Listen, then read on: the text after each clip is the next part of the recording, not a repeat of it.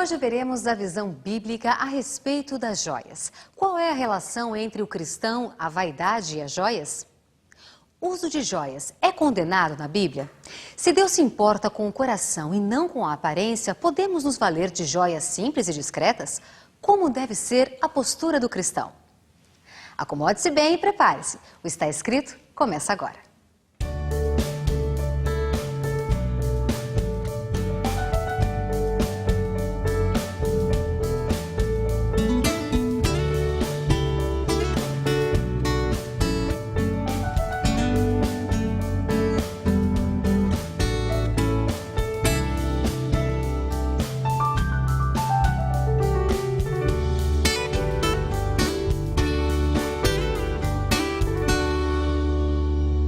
Querido, como você sabe, o tema do programa de hoje é sobre joias, joias na Bíblia. Então eu já quero delimitar aqui algumas coisas. Nós não vamos falar a respeito de roupas, nem vamos tratar aqui a respeito de outras adjacências que envolvem muitas vezes esse assunto quando a gente começa a falar de joias. Nós vamos nos delimitar ao uso de joias na Bíblia. Bom, você sabe que existem cristãos que usam joias e cristãos que não usam joias. Será que isso não tem relevância? Pode usar como também pode não usar, é isso? Agora, e se a Bíblia explicar para você que você pode usar joias? Você vai começar a usar, você que não usa. Você vai quebrar esse preconceito e vai começar a usar joias sem problema nenhum? Você que não usa, se você perceber na Bíblia que você pode usar joias, que é uma teologia envolvendo a apologia do uso das joias, você vai começar a usar se você perceber que há uma tendência bíblica para isso? Ou pelo menos você vai não se fechar mais a respeito desse assunto? Agora, o inverso também é verdadeiro? Se você descobrir que existe uma teologia clara na Bíblia contra o uso das joias, você vai continuar batendo o pé? Veja, o assunto de joias não envolve salvação, ok? Nós não estamos falando e não falaremos a respeito de salvação. Ninguém está dizendo que é pecado não usar joias ou usar joias. Não envolve pecado, não envolve a questão da salvação, mas sim uma postura de conduta do cristão e da mulher cristã. Essa conduta, ela é muito importante, porque nós precisamos casar sempre um conceito que eu vou desenvolver e vou repetir no decorrer do programa.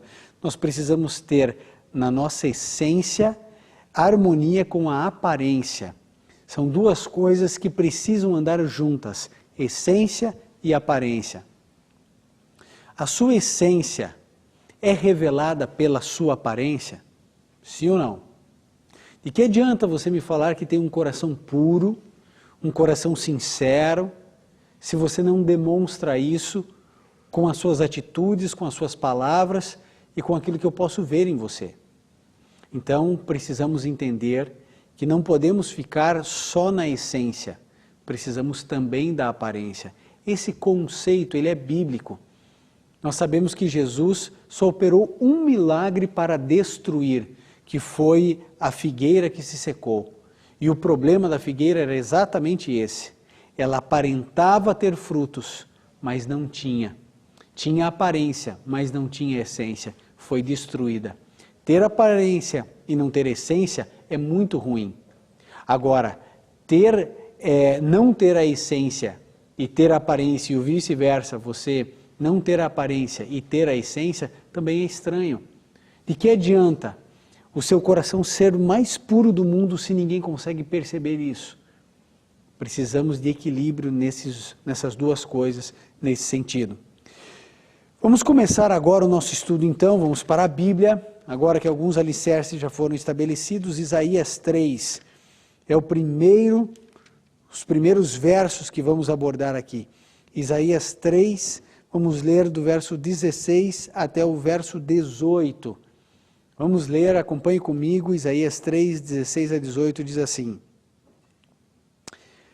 Diz o Senhor, visto que as filhas de Sião se exaltam e andam de pescoço erguido, e têm olhares impudentes, e quando andam, como que vão dançando e fazendo retinir os ornamentos dos seus pés, o Senhor fará tinhosa a cabeça das filhas de Sião, e o Senhor porá a descoberto a sua nudez. Naquele dia, tirará o Senhor os seus enfeites, os anéis dos artelhos, as toucas, os colares em forma de meia-lua, verso 19, os brincos, os braceletes, os véus, verso 20, os diadema, as cadeias dos artelhos, os cintos, as caixinhas de perfume, os amuletes, verso 21, os sinetes e os anéis pendentes do nariz. Olha que interessante, havia uma altivez por parte das mulheres do povo de Israel, em função de uma apostasia profunda. Se você for estudar o contexto do livro de Isaías, você vai descobrir algumas coisas. Uma delas é que ele foi chamado para pregar para uma nação que não iria se arrepender. Olha que interessante. Deus diz assim, você vai pregar, mas as pessoas não vão se converter, mas o seu papel é pregar. Agora, o povo em profunda apostasia, ele estava envolto de costumes pagãos. Todas as vezes que o povo de Israel se afastou de Deus, você encontra duas coisas, ou três: sacrifício para os deuses, você encontra orgias sexuais e você encontra o povo vestindo joias, usando joias. São três elementos que você encontra constantemente no povo de Israel em momento de apostasia. Nós estamos começando a construir uma teologia a respeito desse assunto. Sempre que aparece essas joias, as mulheres usando joias, você percebeu? Brincos pendentes no nariz, piercing, muito antigo. Os braceletes, os colares, os anéis. Quando Isaías diz, quando o povo se converter, Deus tirará essas coisas delas, porque os símbolos eram pagãos, os símbolos evocavam a outros deuses. O povo de Israel, quando estava perto de Deus, não tinha nada disso. Não usavam joias, as mulheres não se envolviam com essas coisas. Nós encontramos nesse texto, de maneira muito clara, a orientação de Deus a respeito das joias. Torno a dizer a você, isso aqui envolve salvação. Uma mulher que usa brinco, por exemplo, ela vai se perder por causa do brinco? Não, ela pode se perder por causa da vaidade, que é um pecado. Mas eu também aqui não quero fazer a avaliação subjetiva a respeito do que é vaidade, porque aí você pode querer argumentar comigo que uma gravata é vaidade, que um carro é vaidade. Eu não estou falando de vaidade, eu estou levantando biblicamente textos que falam a respeito do uso de joias. E você vai descobrir que não há motivação alguma na Bíblia para que você, mulher, use. Não há. Se o seu desejo é seguir a palavra do Senhor, se o seu desejo é servir a Jesus Cristo, você vai perceber que em momento algum a qualquer apologia favorável ao uso de joias. Vamos lá, vamos para o livro de Juízes, no capítulo 8, livro de Juízes, no capítulo 8, verso 22 até o verso 24. Juízes 8, 22 a 24, Gideão estava ali num processo de recusar a governar, depois de ele ter vencido algumas batalhas, mas veja ali, 22 em diante diz assim: Então os homens de Israel disseram a Gideão: domina sobre nós, assim tu como o teu filho e o filho do teu filho, porque nos livraste das mãos dos midianitas. Porém Gideão lhe disse: não dominarei sobre vós, nem tampouco meu filho dominará sobre vós, o Senhor sobre vós dominará. E lhes disse: uma petição vos farei, dai-me cada um de vós os brincos de ouro do despojo. Os vencidos de fato usavam brincos de ouro porque eram ismaelitas. Quando Gideão venceu os midianitas e o povo quis entronizá-lo como rei, Gideão falou assim, eu não vou governar, nem meu filho, nem o filho do meu filho, o Senhor dominará sobre vós. O regime certo de governo era a teocracia, e não a monarquia, como o povo de Israel queria. E aí o que a gente descobre aqui? A gente descobre que ele pede um presente por ter vencido os midianitas. Ele disse assim, eu quero os brincos de ouro daqueles que foram vencidos. Por que eles usavam? A Bíblia declarou a você e a mim, porque eles eram ismaelitas. O povo de Israel não usava isso. Obviamente que Gideão, um homem de Deus, ele não queria uma montanha de brincos para ficar usando. Obviamente que não. Era por causa do ouro, era por causa das riquezas. Ele estava ali querendo um pedaço do despojo dos midianitas. A recompensa por ter arriscado a vida e vencido os midianitas para o povo de Israel. Agora você percebeu quem usava os brincos de ouro? Os ismaelitas. Você usa brinco de ouro? Porque o povo de Israel não usava. Você usa. Ah, pastor, mas a questão é a seguinte, eu só uso aqui minha bijuteria, isso aqui não é de ouro, isso aqui é banhado a ouro. E a gente vai crescendo no conhecimento bíblico e a gente vai descobrindo algumas coisas. Sabe uma delas, qual é? É que nós não podemos e não devemos mutilar o nosso corpo. Você quer ver isso na Bíblia? Abre então agora no livro de Levítico. Nós encontramos aqui, nesse livro, no capítulo 19, Levítico 19, verso 28, nós encontramos o seguinte. Pelos mortos não fareis incisões no vosso corpo, nem fareis marca alguma sobre vós, eu sou o Senhor. A gente não está falando aqui a respeito de tatuagem, mas a Bíblia está dizendo que nós não devemos fazer marca nenhuma no nosso corpo. Pelos vossos mortos não fareis incisões em vosso corpo. Deus está dizendo que eu e você, nem por morto, nem por vivo, nem por nada, eu devo me retalhar, eu devo me furar. Agora para pensar um pouco. Os pais pegam a criancinha, bebezinha, menininha, toda lindinha, tem dias ali, às vezes pouquinhos meses, e levam até a farmácia para furar a orelha. E a desculpa de levar a criança nessa idade é porque dói menos. Ah, querido, eu tenho certeza que dói. E sabe por que a gente sabe que dói? Porque quando vai na farmácia fazer isso, eles põem xilocaína ali, e a criança chora mesmo assim. Pare para pensar, eu sei que você que é pai, você que é mãe, que fez isso com o filho, com a filha, não fez por mal, mas pare para refletir. Não é errado você reconhecer que no passado você errou. Se você tem uma bebezinha aí na sua casa que você está pensando levar para furar a orelha, querido, abandone essa ideia. Se Deus quisesse que a sua orelha fosse furada, você nasceria assim. A Bíblia declara que nós não devemos fazer incisões no nosso corpo por nada. O seu corpo e o meu corpo é o templo do Espírito de Deus.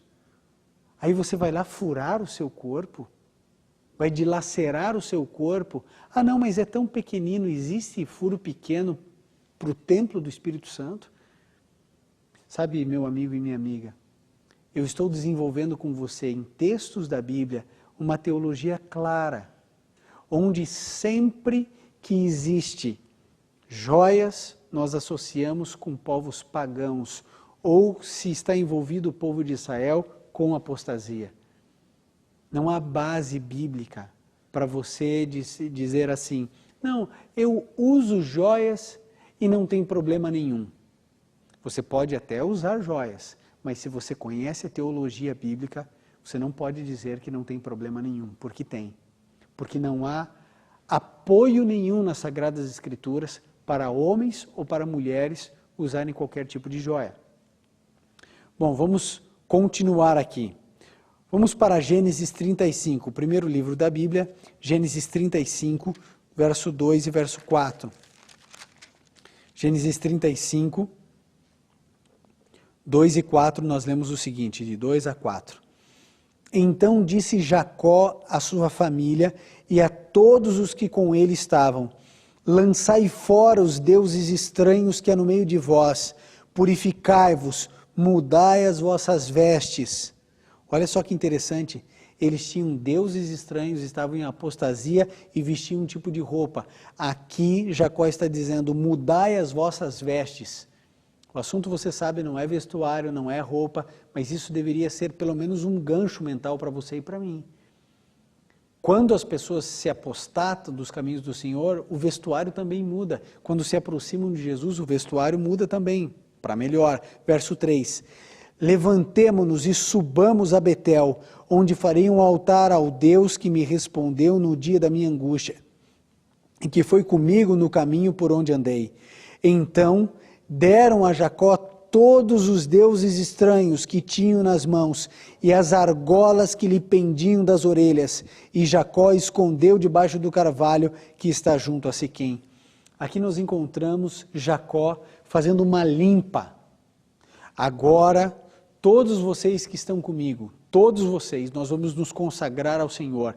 Vocês vão me dar todos os deuses estranhos, todos que vocês carregaram das suas terras. Vocês vão me dar também, e eles deram as argolas das orelhas, os brincos, deram tudo. E ele foi lá e enterrou, trocaram as vestes. Querido, quando a pessoa se converte, há uma mudança na aparência também, não é só na essência, é na aparência. Ah, pastor, mas Deus vê o coração, Ele sabe que eu não tenho amor nenhum. Se você não tem amor nenhum e você vê que biblicamente não há base para isso, por que você não joga fora? Você não está dizendo que não tem amor, não tem apego? Eu sei muitas pessoas dizem assim, não pastor, mas olha, quando eu saio de casa sem as joias, parece que eu estou nua.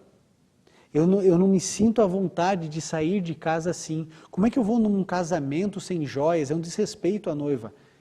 Meu querido amigo e minha querida amiga, eu e você precisamos entender que os costumes desse mundo e da nossa pátria, da nossa região onde nós moramos, pode e deve ser seguido desde que não fira princípios bíblicos.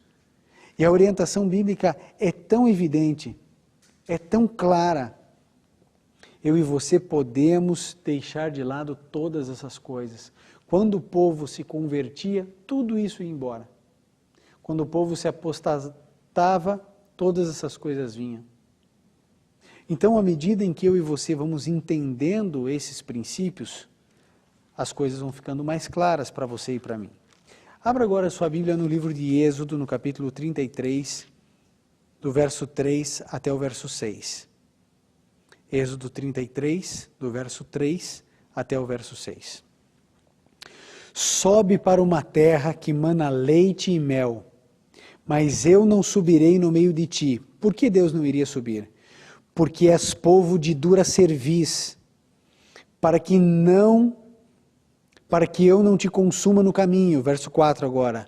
Ouvindo o povo estas más notícias, pôs-se a prantear, e nenhum deles vestiu os seus atavios, pois o Senhor tinha dito a Moisés, dize aos filhos de Israel, és um povo de dura cerviz, se por um momento eu subir no meio de ti, te consumirei. Tira, pois, de ti os atavios, para que eu saiba o que eu hei de te fazer. Olha só, Deus se negando a subir com o povo até a região estabelecida, porque era um povo de dura cerviz. E agora Deus diz para Moisés, manda que tirem os atavios. Mas para você não, né?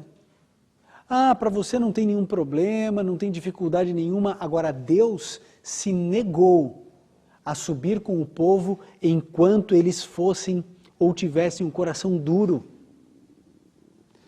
Quantas vezes ao longo do meu ministério eu tenho ouvido e visto mulheres dizerem, não, mas eu não vou tirar as minhas joias. Se depender de abrir mão das minhas joias, então eu não vou ser batizado. Quantas vezes eu já ouvi isso? Agora, você já ouviu o que eu acabei de ler? Deus não sobe, Deus não acompanha. E não é só por causa da joia, mas por causa da dureza do coração. A pessoa não cede.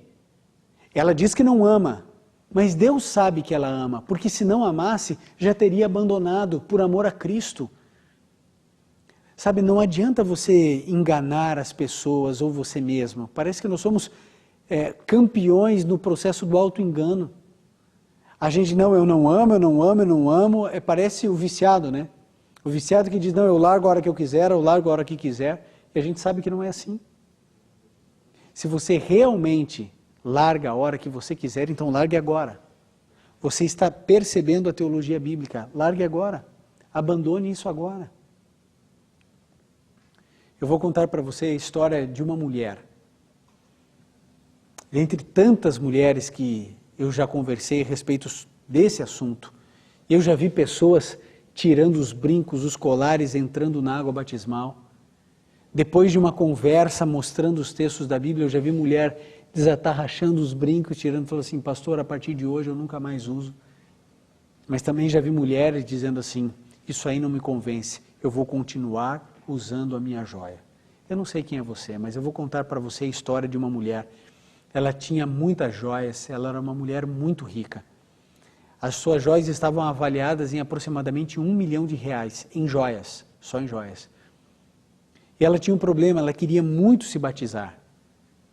Mas sabe, amigo, nós entendemos que aparência e essência precisam andar juntas. A pessoa, quando ela se converte de fato ao cristianismo, ela precisa demonstrar em toda a sua indumentária, na sua roupa, na sua maquiagem, nas suas joias, ela precisa mostrar que realmente ela teve a sua vida transformada. Não adianta só falar que foi transformada, porque eu não leio o coração de ninguém. Ninguém lê o coração de ninguém. A gente só vê aquilo que você revela, aquilo que eu revelo. E ela queria batizar, mas ela sabia que precisava antes abandonar as joias. E ela, na sua angústia, no seu desespero, ela disse, eu não vou largar as joias, a não ser que Deus me mostre. Deus vai ter que mandar um anjo. Isso ela me contando, Deus vai ter que me mandar um anjo e vai ter que falar que eu não posso usar joias. Só que nenhum anjo apareceu, pelo contrário. O que apareceu na casa dela foram ladrões, que roubaram todas as suas joias, todas. E eu não sabia disso, mas é uma prática, infelizmente, comum. Os ladrões das joias ligam para a própria vítima e pedem resgate pelas joias. Então eles fazem a avaliação, olha, suas joias estão avaliadas em aproximadamente 1 milhão, você nos dê aí 400 mil e a gente devolve todas as suas joias. Uma recepção ali tranquila, né? Ele simplesmente vai devolver as joias. Então, quando eles ligaram para essa senhora, oferecendo isso, sabe o que ela disse? Ela disse assim, não, vocês não sabem o que vocês fizeram. Vocês me fizeram um grande favor. Através de vocês, Deus mostrou algo para mim que já estava mostrando há muito tempo e que eu não queria enxergar. Vocês podem ficar com as joias. Eu não tenho mais amor nenhum a elas. Aliás, eu não quero mais essas joias na minha vida. Olha a decisão de uma mulher. Olha a decisão de uma mulher. Esses dias eu tive o privilégio de batizar uma mulher que desceu o tanque batismal, tinha o coração duro, mas depois que entendeu a mensagem bíblica, foi tirando os brincos e descendo o tanque batismal. Era uma piscina. Ela foi descendo, descendo, arrancou os colares, anéis, largou tudo. Uma mulher muito rica, com um excelente padrão de vida, com joias lindíssimas. Mas Jesus passou a ser o primeiro em sua vida. Você consegue perceber? Consegue entender? Querido, há mais um texto que eu gostaria de repartir com você, agora no Novo Testamento. 1 Coríntios. Nós encontramos aqui no capítulo 4, no verso 9, algo que você, mulher, deveria cuidar mais. 1 Coríntios 4, 9 diz, pois tenho para mim que Deus nos pôs apóstolos por último, como condenados à morte. Somos feitos espetáculo ao mundo, aos anjos e aos homens. Eu e você fomos colocados nesse mundo também como espetáculo ao mundo, aos anjos e aos homens. É claro que a minha aparência conta e conta muito. Eu quero fazer um exercício com você. de desenvolvimento lógico, para que você perceba quão complicado é simplesmente você, cristão, passar a usar joias. Veja só, vamos imaginar que a partir de hoje nós fizéssemos uma releitura de todos esses textos e chegássemos à conclusão que não há problema nenhum, que nós podemos usar joias. Já imaginou isso? Todos estamos liberados para usar joias. Agora, ou você libera ou você não libera. Porque se está liberado para o mundo inteiro, não é apenas para o Brasil. Você precisa de uma teologia que atenda a todas as pessoas da Terra. Então, se a joia está liberada, ótimo. Que joia vamos liberar? Joias de ouro, semijoias, banhada a ouro, só bijuteria. Como eu vou definir o que é joia e o que é semijoia? Ou eu libero ou eu não libero. Vamos imaginar que a gente libere. Está liberado. E aí, que critérios você quer usar? Nenhum critério ou algum critério? Vamos usar, por exemplo, assim, brincos discretos. O que é discrição? A discrição para você talvez não seja aquilo que eu entendo por discrição. Você entende ou você libera ou não libera. O que libera? Brincos? Ok, onde? Em que lugar? Porque se eu libero na orelha, certo? Eu vou liberar nas duas ou só em uma? Ah, é um par, então são duas. Ok, vamos liberar nas duas. Se eu fiz uma incisão em cada orelha, por que eu não posso fazer 3, 4, 5, 12 em cada orelha? Como você sabe que é mais comum do que deveria ser. Se eu furo a orelha, por que eu não posso furar a minha sobrancelha, o nariz ou a língua, o umbigo? Porque se eu libero o uso, por exemplo, do brinco, que tem incisão, que tem corte, eu preciso liberar então todo o resto, todos os piercings. Agora, se eu libero para as mulheres, obviamente que eu tenho que liberar para os homens. Porque a carne delas não é menos santa ou menos sagrada do que a nossa. Se elas podem, nós também podemos. Agora, se o meu membro de igreja pode, se o homem e a mulher podem usar piercing, brincos, eu como pastor também posso. Ou não posso? Claro que eu posso. Você já conseguiu entender onde vamos chegar? Você teria que me aceitar aqui com piercing no nariz, na língua, na sobrancelha. E aí você ia falar assim, não, mas espera aí, isso aí não parece um pastor. Opa, aí não parece um pastor? É óbvio que não parece pastor. Porque a nossa aparência fala muito de quem somos. A psicologia apresenta isso de uma maneira tão simples, né? Uma correlação tão óbvia. Quando a gente está triste, a tendência é que a gente use roupas mais escuras. Quando a gente está feliz, a gente usa roupas mais coloridas. A gente utiliza mais o branco. É óbvio que a sua aparência fala muito. O texto último que nós lemos aqui em 1 Coríntios diz que nós somos espetáculo ao mundo, aos anjos e aos homens. As pessoas têm que enxergar Jesus também na sua aparência e não apenas na sua essência. Deus quer que você receba uma transformação, uma metamorfose completa. A gente não pode ficar mentindo para a gente mesmo, dizendo assim, não, o que importa é o coração, o que importa é o coração, o que importa é o coração. E aí então, eu venho aqui de piercing, com cabelo vermelho, raspado dos lados, empinado na ponta, e aí eu digo para você assim, olha, toda aparência não tem problema nenhum, eu chego aqui tatuado no rosto, aí não tem problema. É claro que tem problema. Pois a Bíblia diz, você não vai marcar o seu corpo, você não vai cortar o seu corpo. Nós vimos as associações de joias com o paganismo, de joias com a apostasia do povo de Israel. Deus dizendo, eu não subo com vocês, eu não vou com vocês para a nova Canaã, eu não vou para a terra onde mana leite e mel, porque vocês são povo de dura serviço, vocês não me obedecem, eu falo e vocês não me seguem. Eu já disse, tirem os atavios. Agora, você é livre, irmã. Você é livre, irmão. Você faz o que você quiser da sua vida. Agora é minha obrigação como pastor falar para você que isso é errado. Eu não estou dizendo que alguém vai perder a salvação por causa disso. Talvez perca, mas eu não estou afirmando isso. Eu não estou dizendo que isso é pecado. Mas eu estou dizendo a você que a conduta de um homem e de uma mulher cristã tem muita relevância para Deus. Você entendeu o que eu quis dizer? Nada na sua vida é desimportante para Deus. Nada. Inclusive o que você veste, o que você come, o que você bebe, o que você assiste, o que você ouve. E é claro que Deus se importa sim se você usa joias ou se você não usa joias. Você tem um caminho, uma alternativa. O mundo inteiro vai continuar usando joias. O mercado das joias está aí, cada vez mais caro, cada vez mais glamuroso, cada vez mais impactante. As joias vão trazer para você segurança, autoestima, as pessoas já vão olhar para você e saber que você é uma pessoa rica, abastada, vão te tratar melhor, você fará amigas mais fácil, amigos mais fácil. Parece que é um mecanismo extraordinário para você viver em sociedade. Mas você não pode, não deve ser valorizado por aquilo que você tem, sim por aquilo que você é. É contra isso que nós lutamos, uma sociedade que valoriza o ter e não o ser. A sua beleza, a sua glória precisa estar no seu interior, na sua bondade, no seu altruísmo.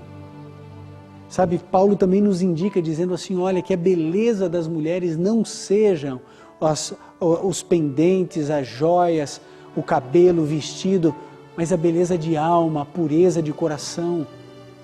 Essa é a orientação bíblica. Mas você tem dois caminhos. Ou seguir o que a Bíblia orienta, ou seguir os seus próprios caminhos. Qualquer caminho que não for o caminho bíblico vai trazer dor, tristeza, angústia, desespero. Jesus, Ele agora fala com você. Ele que abriu o mar, que acalmou o mar, Ele que fez o coxo andar, Ele que está aí perto de você, que morreu, que entregou a vida por você. Ele quer o melhor para você. Ele não retém nenhuma bênção para Ele, Ele entrega tudo. E o conselho desse homem, de Jesus de Nazaré, é que você tenha beleza interior e não viva em cima de vaidades, empregando dinheiro. Imagine se essas joias fossem vendidas, quantos pobres seriam alimentados, quantas crianças poderiam ter uma educação melhor. Deus quer algo diferente para você. Jesus convida você a viver uma novidade de vida, uma nova perspectiva. Querido, que Deus te abençoe e que Jesus possa transformar o seu coração.